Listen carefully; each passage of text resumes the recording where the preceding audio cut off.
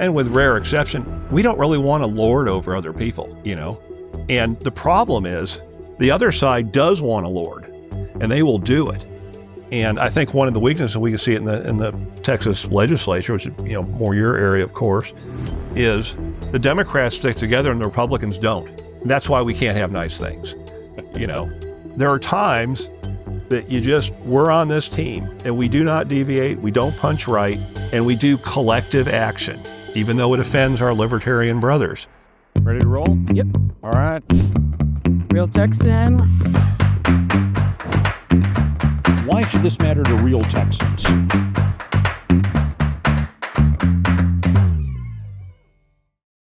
Hey, thanks for joining this Real Texans conversation. You look at the names that we most closely associate with the founding of the Lone Star Republic and then the Lone Star State. They were guys not from Texas, but they got here as fast as they could. And which is why I'm sitting down with Ronin Colman today to talk about a guy who wasn't born in Texas, but you definitely got to Texas almost as fast as you could as a young man, 1980.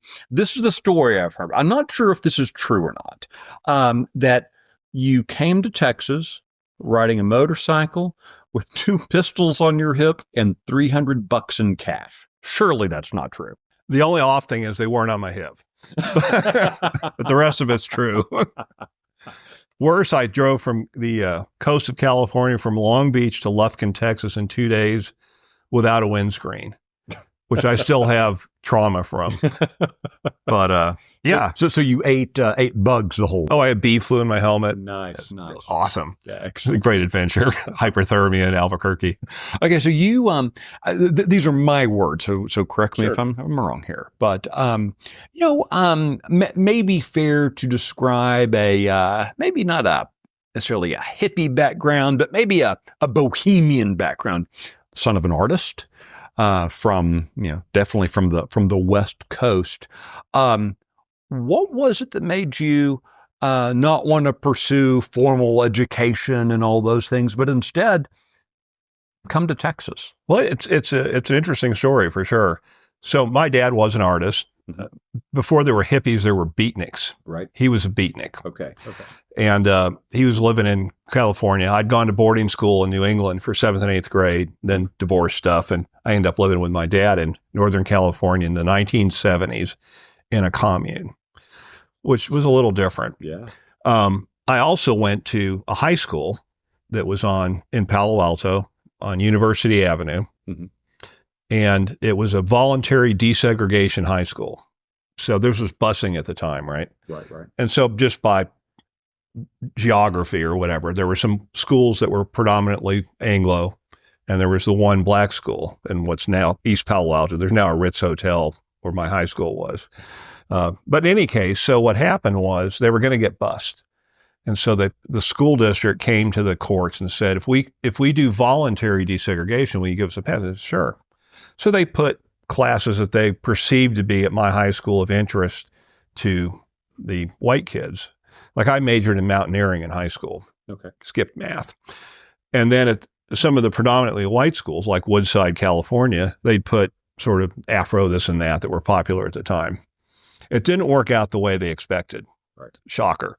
But it was an interesting experience. And being kind of this weird hippie high school, you didn't have to go to class. In fact, you didn't have to take classes if you didn't feel like it, which don't do that with a 14-year-old male.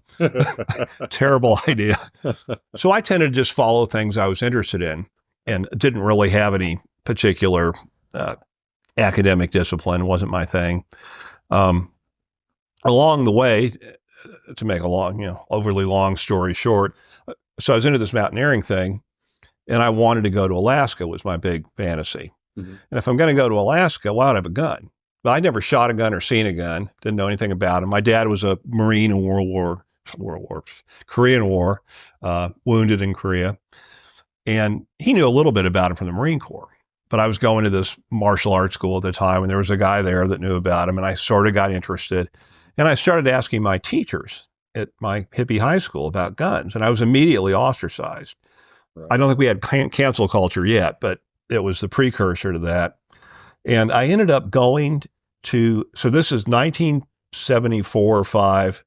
There was a move on back then to ban handguns, which, like, I had no opinion about any of this. And it used to be you got your news from a magazine. So I'd go to this Johnny's Smoke Shop in Menlo Park, California. There's Guns and Ammo magazine. And above the Guns and Ammo logo, it says, liberals want to ban guns. I'm like, no, stop. I'm a liberal.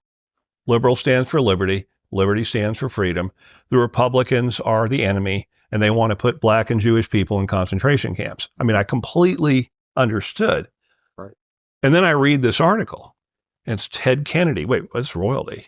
And my congressman, Pete McCloskey, are leading this push to ban handguns. Well, that can't be true. Of course it was. And this leads me to question everything, a habit I've maintained to this day. I believe nothing. So anyway, so I would, I wasn't much of a student. I would hang out. There was a college at the other end of the University Avenue in Palo Alto, which I just thought was the college down the road, which was Stanford. And so I used to just not go to school and go hang out at the library at Stanford, which is kind of sounds cool, except you don't really know what you're looking for. Right. But I would be going to school.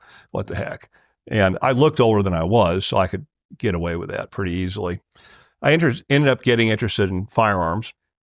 And we found this in a book called Cooper on Handguns. It said in the back that Jeff Cooper and his wife were starting this shooting school in Arizona. Right. So my friend and I wrote people with paper, no internet. Hey, we'd like to come to your school. He says, well, we're having the first class. Come on out. And then there was this big to-do. Somewhere along the lines, somebody ratted me out that I was only 17. I couldn't legally own a handgun. And my libertarian side was going back then. So somebody wrote to Jeff's agent in the area, wrote to him and said, well, Ronin's only 17. Well, Jeff's the World War II generation. He was 21 and 41. Right. If he's big enough, he's old enough. Okay. So there's the first class at Gunsight, as it's called now. I end up basically working for room and board as a slave for about a year and a half, then full-time a year and a half. But that's where I got interested in firearms. And that's why I came to Texas. A bunch of the students from Gunsight who had lived in Lufkin invited me to come out and do a class. That's what got me here. And when you came out here, you actually came out here with the purpose of teaching shooting to others. That became the purpose. Well, yes, that's what got me here. And also I was doing my ride your motorcycle across the country and discover how cool cars are. Yeah. Zen and the Art of Motorcycle Maintenance and all that. It was a great cult book at the time. Yeah, well, okay. So you found yourself in Texas. Yeah. Kind of a gun guy, as gun guys tend to do. You gravitated towards the National Rifle Association. In a roundabout way. Yeah. Yeah. So if you'll, certainly I joined the NRA because I was a big time competitive shooter and you had to be an NRA member, right? Which is fine. Didn't know much about them. And then if you'll remember under Bush 1, he starts up with this whole, remember there's Waco and all that. Right. And he starts up with this idea of banning what they used to call assault rifles. Mm-hmm. Well, no. Now, today we talk about Second Amendment stuff and we understand it's to the populace to defend themselves against the excesses of the government. That was not in the conversation in the early 80s. Right. And I mean, the gun people saw themselves as the bastion of civilization. Their government would never oppose them. But then they get to see their future in the ashes of Waco. So it kind of sparked them up. Bush, 1, gets going on this kick of we're going to ban assault rifles, led by the Attorney General of California at the time. Right. And I like, well, this won't work. And I would give little bits of money to Second Amendment organizations other than the NRA. And then I'm watching on C-SPAN, and there's the president of the NRA addressing the National Press Club. And General Foss says, well, the reason we can't ban the bad guns is we might get the good guns. And I'm like, what? And I was very fortunate to have as one of my 2 mentors, Phyllis Schlafly, who was a big deal at the time, right? Single-handedly stopping until Biden ratified it, the Equal Rights Amendment. And I got to spend a lot of time with her, particularly at the '84 Republican convention in Dallas. I was her bodyguard. but I got to see real politic because back then everybody didn't have a movie camera in their pocket. So Phyllis was the Phyllis you've seen when the lights go on. The Phyllis, when the lights go out, she is a vicious political operative, just wonderful. And I called her up. This is obviously later after the convention. And I wanted to get Eagle Forum involved in gun stuff. And Phyllis says to me, well, don't you people have any eloquent spokesmen? I said, no, we got Wayne LaPierre. So that's what got me into the NRA interest in it, of trying to pull it more toward what we today would think of as a Second Amendment absolutist group. So in many ways, the NRA of the up to the 1980s, the 1990s, even the early 2000s, was an organization that saw gun ownership as synonymous with hunting. That the Second Amendment was framed as this is what you let you go out and enjoy, dove season or something. Exactly. Rather than what the Second Amendment really is. Yeah, there were two factions, and we used to call them the old guard. I think now people call them FUDs, but which I guess I'm old enough to qualify to be one. But yes, there were the people that were offended by what they used to call black guns. So AR-15s, HK-93s, whatever. And like nobody should have one of those. You don't need to have one of those. The only people that should have those are the police and the military. Again, the Waco thing does change it. And then they didn't like sort of the young Turks coming in that were more Second Amendment oriented. And then in the backdrop, there was the whole business mismanagement of the NRA, right, which is, well, recently has been more public, but was a thing going back then. Right. Got outed in the past couple of years. Yeah, certainly, and rightly so.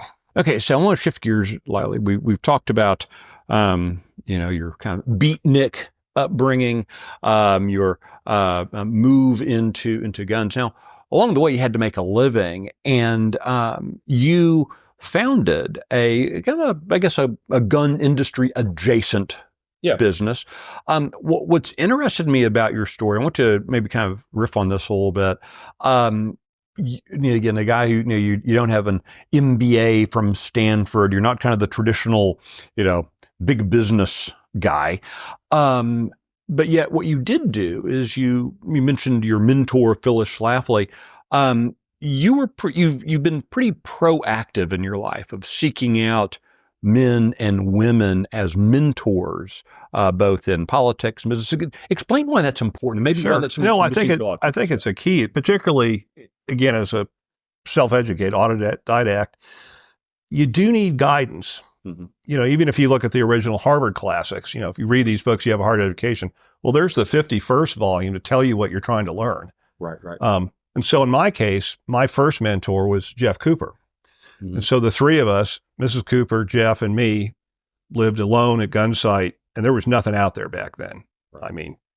And Jeff liked to watch football, and I liked to ask questions. So again, I'm like 17, 18 in this range. And he liked to shut me up. So he was a history professor by training. Right. And so he'd go pull a book off the bookshelf and thrust it at me. Hand is the wrong word. Read that. When you're done, I'll talk to you. So I think the first one was pretty easy. It was The Fountainhead. Mm-hmm. Okay, I can do that. And Ayn Rand classic. Easy book to read. Yep. The next book was Democracy in America. That was a little bit tougher for my young self. Reflections on the Sublime Revolution in France by Burke. And then also some military stuff that, Jeff was interested in. But that's what really got me going on that. And at the time, he was a big National Review. There was another conservative book that came out back then. I forget what it was called, smaller format. And Jeff was very involved in getting Reagan elected in California back when he lived there.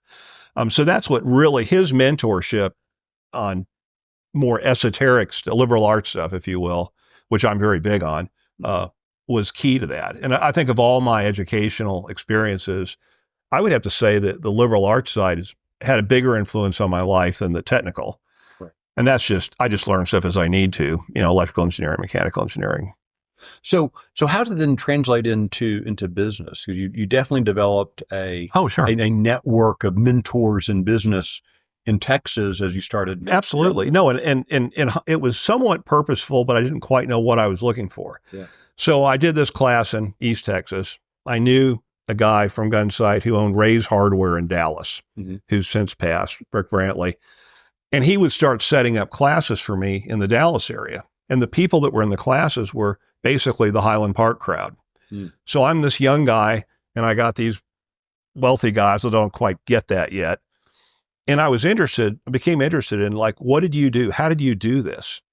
And again, I didn't look like this then. So I'm this nice, clean-cut young man with a Marine Corps haircut. And they took a liking to me, and they just talked to me. Right. And I had a little thing I'd say, like, Mr. So-and-so, I couldn't possibly afford to pay you for your time, but could I buy you lunch? Well, who's going to say no to that, right? Right. And I got some great mentors out of the deal. I also learned to not judge a book by its cover. There was a very fancy, famous person in one of these classes, and I said that to him, and he said, no, really, I inherited it. You need to talk to that guy. Got a T-shirt, Right. But it was really fascinating. One of those mentors was Ronin King, who founded Southwest Airlines. Just great, motivational, interesting people that I could bounce ideas off of. It was extremely valuable. I later would, and I still do to this day, particularly in my political activities, I seek out people because you can't know about everything, and it's helpful. And I try to be a mentor. One of the things I think has been the many complaints, the many criticisms one can levy at education, public, private, whatever, over the past 20, 30 years has been this hyper focus on everyone has to go to college. Every single student in every single high school is kind of almost, if you don't go to college, there's something wrong with you. You're kind of a lesser person if you don't have a college degree. We've kind of lost that sense of letting young men and young women just go out and do things. Sure. I think it's and it has changed. It's changing right now in front of us. I mean, I increasingly hear formally educated, credentialed people questioning whether they would send their kids to college, doing more the apprentice route. I think that another shift in the college deal is when you get unbankruptable student loans. Right. Huge deal. Right. Now the cost goes up through the roof. And then the idea that, well, if you have a college degree, you're more likely to be successful. Okay, well, let's get everybody a college degree and everyone will be successful. Yeah. Or no, we got to graduate. Raise the minimum wage to $1 billion and everyone's a billionaire. Exactly. Also, they became, even my friends from high school, who I Facebook with a little bit, and they're all appalled at my horrible politics.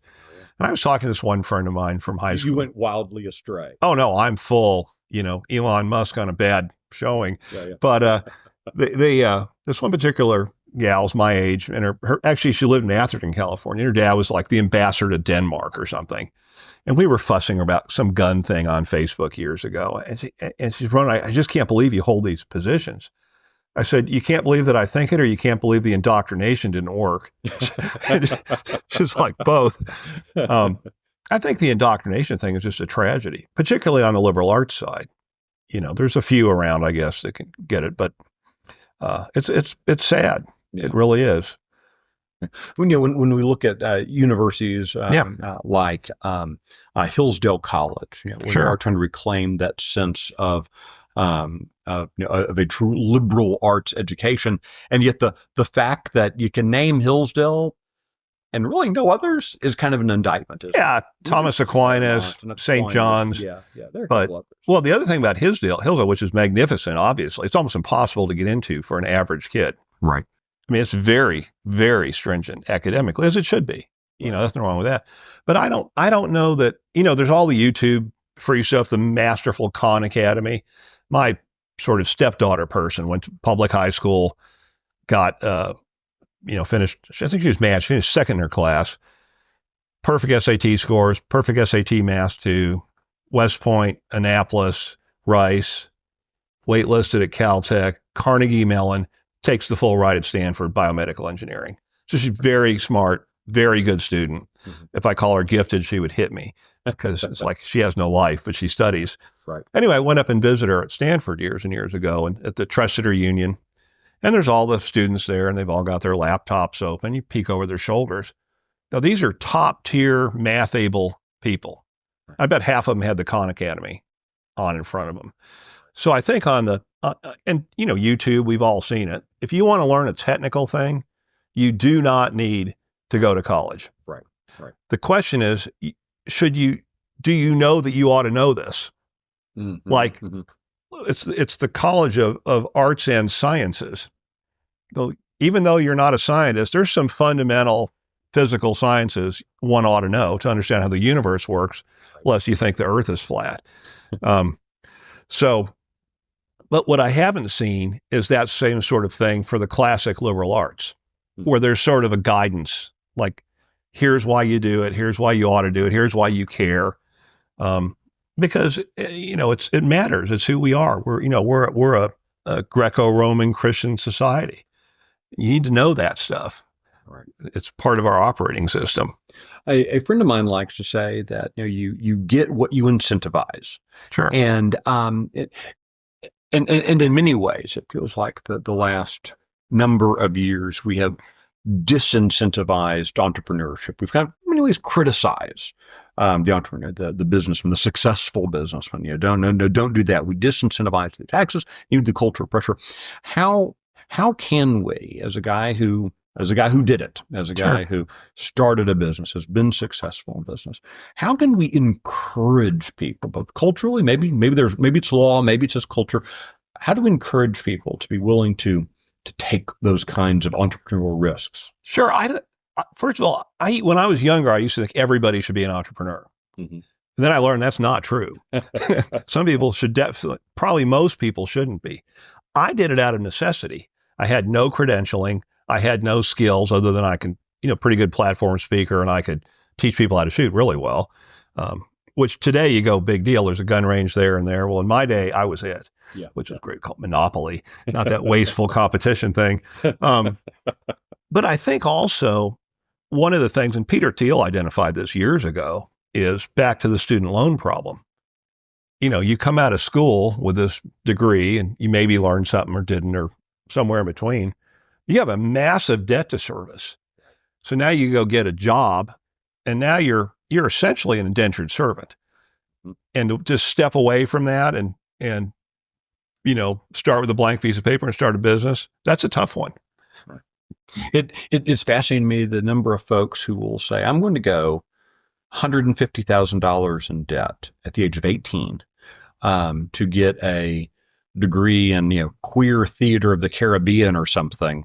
And yet, we everyone signs off on that. Sure. But yet the thought of a kid saying, I think I want to start a plumbing business. I need a $50,000 bank, $25,000, bank loan.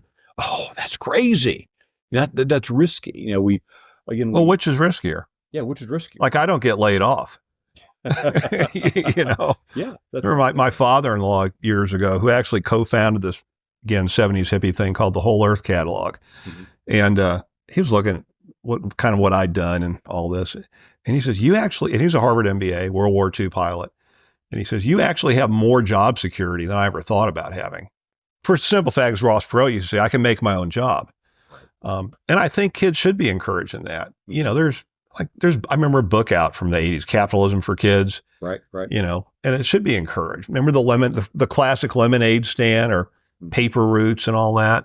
Now you have, police officers fining kids for that not having the city health codes up to date or something. No, I think, and even as a little kid in Chicago, I used to make art, which is little kid art, which is awful. And there was a sidewalk behind our house where people would walk down it going to the grocery store. And I'd tape all my little drawings up on. I had nickel ones and dime ones, tell you about inflation. And a really good one was a quarter. So I always just kind of did that. Mm-hmm. And like I said, I've never, other than I worked at a car wash in Atherton, I've never really had a job. Outstanding. All right. You mentioned earlier Phyllis Schlafly. Yeah. I think for many of us, certainly those of us of a certain age, a huge hero. Huge. Her fight was obviously a cultural fight. Absolutely. The intersection of culture and politics. Where do you see, as someone who knew Schlafly, who kind of worked in her orbit, operated in her orbit a little bit, where do you see the culture fight today? It's real easy to say, going to hell in a handbasket, everything's horrible. Is that No, I think you could have very well said that about 6 months ago.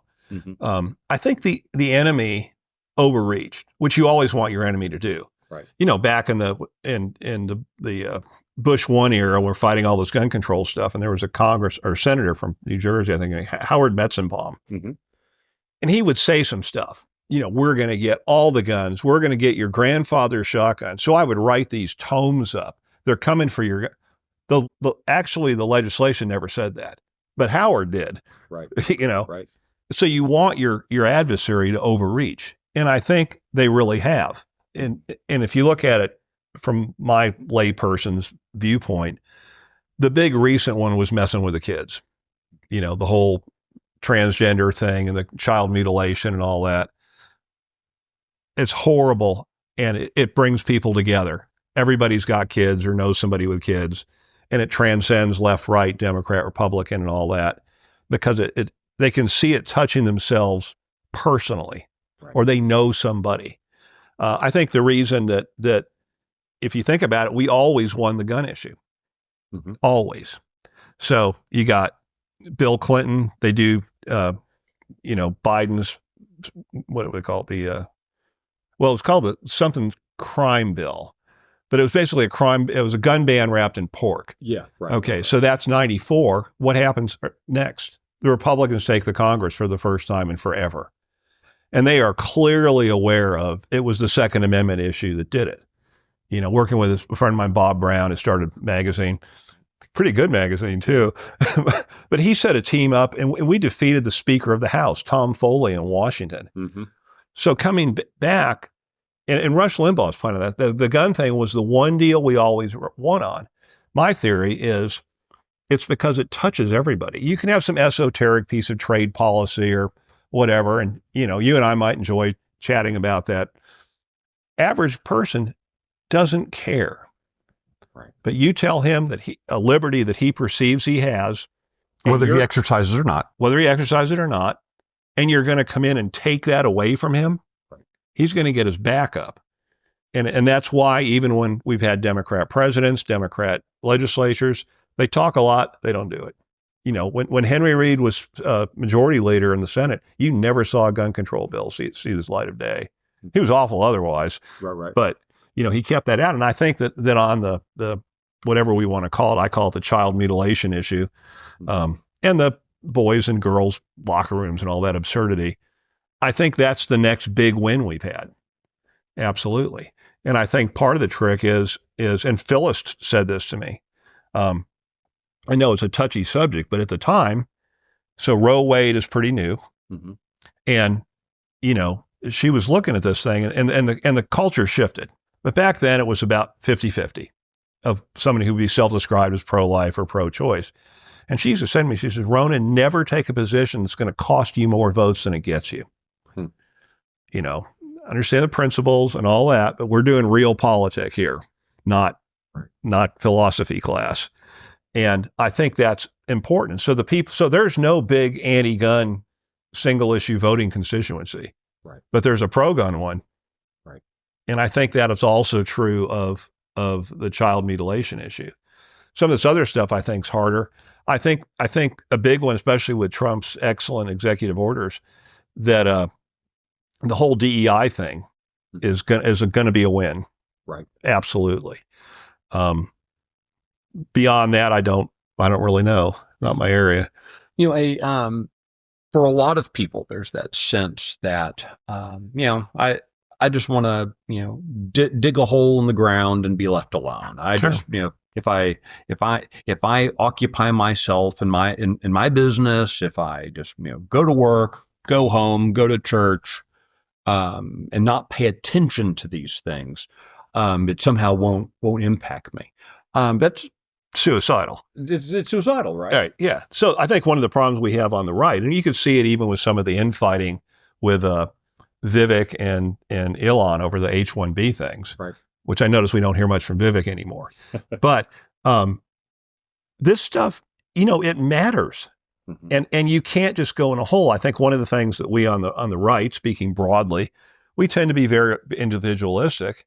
And with rare exception, we don't really want to lord over other people.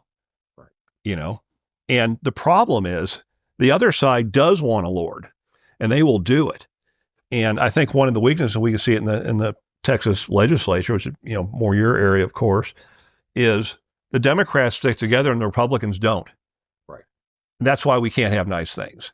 There are times that we're on this team and we do not deviate. We don't punch right, and we do collective action, even though it offends our libertarian brothers. Right. A friend of mine likes to say that, for every person, your strengths and weaknesses are essentially the same thing. The things that I would consider one of my strengths will also eventually can be used against me. Sure. And that certainly seems to be true when we look at the way a lot of folks engage or don't engage. The idea of, we're all versions of the Lone Ranger who shot Tonto 3 miles back and ignored the existence of the U.S. cavalry. And we have this ideal of this rugged individualism, but in fact we kind of need each other, don't we? Oh, absolutely. No, humans hunt as a pack. Yeah. The Rambo thing is fake. Right. No, you need a team, and you got to support your team. But I didn't really answer your good question. I got sidetracked. Of people out there that just don't care. Like, I'm just going to do my thing. I'm going to do my business. I'm going to go on my nice vacations and live my life. It doesn't work because the enemy is going to mess with you. They're not going to leave you alone. Mm-hmm, mm-hmm. They're not going to let you live in Galt's Gulch. You have to engage. And getting folks who are not engaged to do so is, to me, a problem. And I think, what Andrew Breitbart talked about is that politics is downstream from culture. He's absolutely right. Mm-hmm. My little modification on that is politics is right now. Like, you have to do this right now. You can't fiddle it down the road. Right. Culture should be continuous. Right. Continuous effort, in my view. There's a quote wrongly attributed to Abraham Lincoln. No one has actually said it. People, the internet says that Abraham Lincoln said everything right. But the quote goes something like this: that the philosophy of the classroom in one generation is the philosophy of government in the next generation. And some ways, you could really say that about culture too. What we place in culture today is what will eventually come out in our governing institutions 10, 20 years. Well, certainly. It seemed to me to be more apropos to the 1960s. Yeah. When you had sort of the hippie anti-war crowd goes to college and stays and becomes tenured professors. And I think we've seen the result of that. And in a way, college falling out of favor may be a good thing in the sense that less people will become indoctrinated. What is something you wish that either you had been told by one of your mentors that you weren't, or what kind of advice would you give to young men and young women today who are looking to step out into the world and make their mark? I think the biggest thing for me, and I think it's in my nature, is being extremely skeptical. Mm-hmm. Like, don't just parrot reality. I question everything. I'm horrible. I question my best friend. You didn't mean that. What did you mean? And I think that habit of questioning and verifying, sometimes called critical thinking, is a must. If you don't do it, you're going to believe that a mask and 6 feet work. Or is it 6 meters? Is it a metric viron? I don't know. You got to question stuff. And it used to be the left, coming into I was alive in the 60s, but I wasn't really conscious. But in the 70s, they used to have this thing of question authority. What happened to you people? So I think the skepticism thing is huge. And I think also questioning yourself. Why do you hold a certain opinion? Mm-hmm. There are certainly some political, philosophical things, that I've changed my mind on. One rule I made for myself at a young age is if I ever hold a strong view about something I really don't know anything about, question the view. Mm-hmm. Why do I think this? Because somebody told me to. Where did that come from? And for me, that's a continuous process. It never stops. And I think it's an extremely important trait to inculcate younger folks with. Before we sat down, you and I were chatting, and you made kind of an offhand comment. I kind of liked, if you don't mind me repeating what you said. You said that you need to be careful about just kind of the take out the copy of the Constitution. Yeah. As kind of the argument. What are things that we should that we should all be doing as people who are engaged, people who are activists? how should we be trying to interact with those folks who aren't necessarily interested that you have a beat up copy of the Constitution in your pocket? Sure. What are the right ways to? I think that is to see it from their point of view. The great historian Joe Cooper, his whole thing is get onto how did this person see it? Right. And I think if you're going to be effective in the Vietnam era, these have thing called hearts and minds. Mm-hmm. If you're going to be effective in changing the hearts and minds of people who are fully indoctrinated, and they are, as are people sometimes on our side, but you've got to be able to see it from their point of view, empathize with it, and sort of in a Socratic method, draw them into realizing the absurdity or falsity of a certain position. Like me and the gun thing, liberals. How could liberals liberty? No, actually. Or Buckley used to say, if they're done with the word, can we have it back? But so I think that's a thing is you can't just bombard them with some Federalist paper. They literally don't care. I don't say this to insult them. They don't care because we didn't make sure they did care. Right. But they don't, and it's just so stop making dead arguments. I think I think a big one on our side is working with our libertarian brothers and sisters, that human beings are not the economic man. Mm-hmm. Like they want to see everything. There's this thing, well, free markets are awesome and just let it roll. No, free markets equalize. I remember, and that's not always good, depending on who you're equalizing with. Right. Back when the Uniparty was passing NAFTA, I remember I had a company in Fort Worth that would make some plastic parts for me. And I'm down there with my truck picking up parts, and I'm talking to the warehouseman. And he asked me, he says, Ronin, what do you think about NAFTA? Is it good? I said, well, good for who? Well, what do you mean? He said, well, I'm this entrepreneur, and I make stuff in the gun-adjacent space. There's nobody like that in Mexico. Like, I'm not going to... You, on the other hand, have got a problem, because there are people in Mexico that'll put plastic parts in a truck. And that element to the sort of the libertarian, Ludwig von Mises crowd, they don't see that because they don't have a sense of civic nationalism. They're kind of the libertarian version of globalism.